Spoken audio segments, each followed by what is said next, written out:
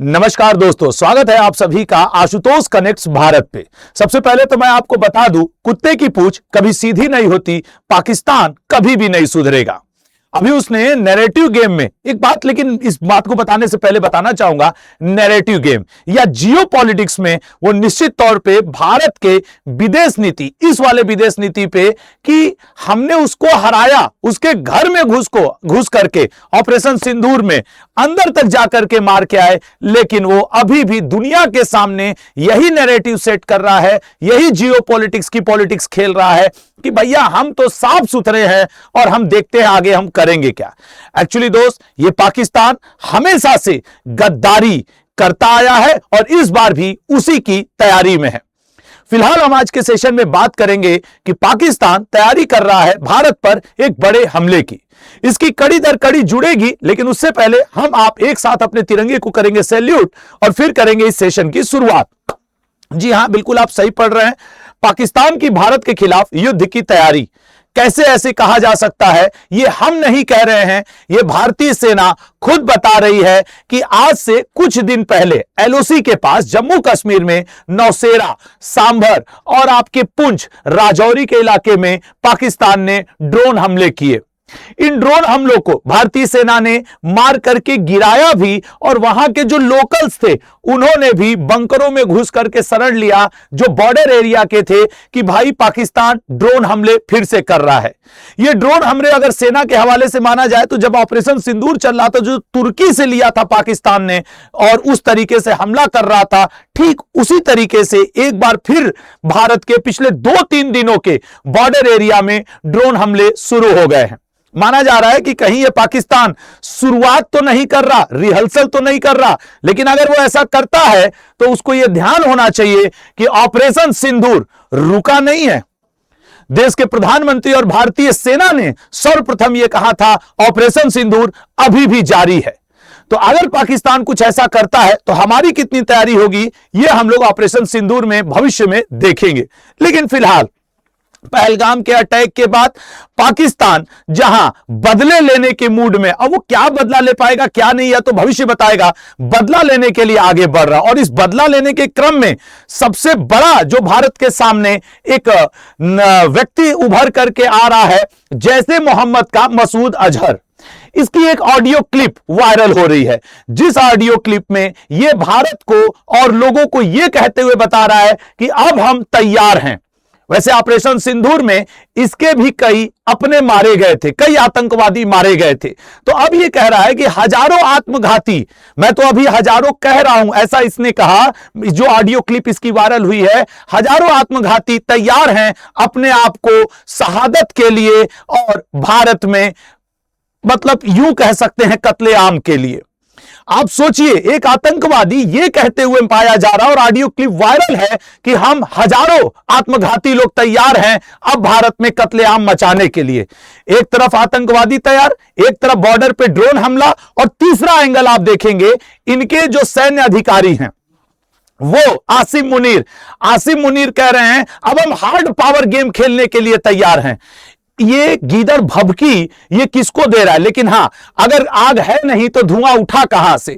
ये कह रहा है कि अब इस बार भारत से लड़ाई हुई तो हम हार्ड पावर दिखाएंगे, हम भारत को बताएंगे कि पाकिस्तानी कैसे हैं।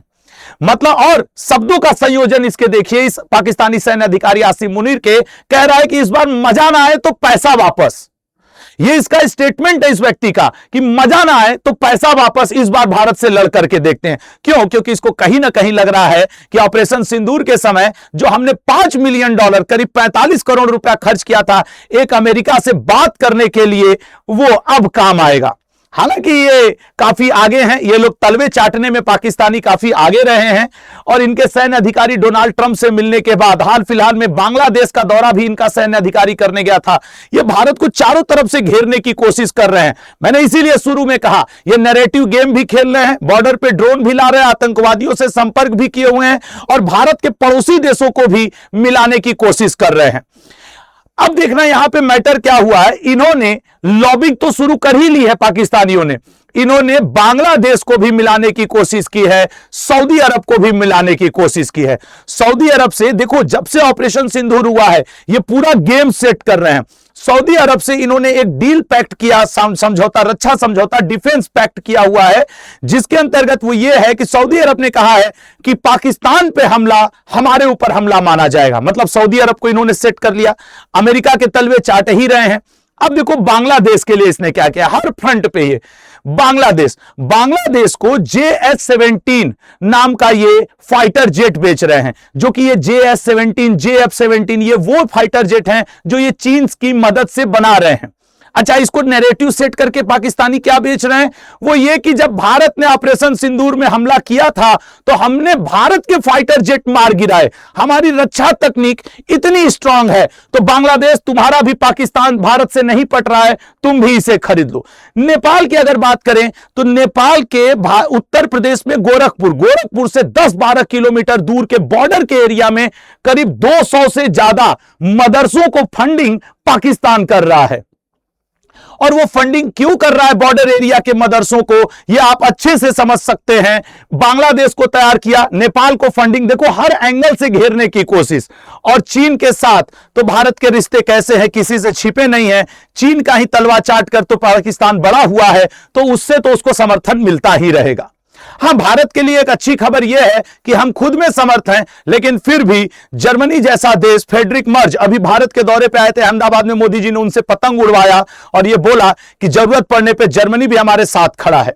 भारत के लिए इस समय कहीं ना कहीं रूस की दोस्ती भी थोड़ी सी दिक्कत भरी बन रही है। एक तरफ अमेरिका रूस की दोस्ती से नाराज हो रहा है, तो वहीं रूस की कमजोर भूमिका और पाकिस्तान को उम्मीद लगी हुई है अमेरिका से।